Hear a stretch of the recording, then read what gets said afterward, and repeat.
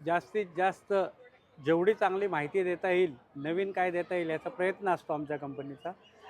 नर्सरीमध्ये जास्तीत जास्त आम्ही किचन गार्डनमध्ये संपूर्ण भाजीपाला, त्याच्यामध्ये आपल्याला नेहमी लागणारा पुदिना म्हणा, गवती चहा, जे आपण आजीचा बटवा म्हणतो, त्याच्यामध्ये आपण भरपूर वेळा आता कढीपत्त्याचा वापर होत नाही, जो कॅन्सरला रेजिस्टन्स पॉवर वाढवणारा असतो.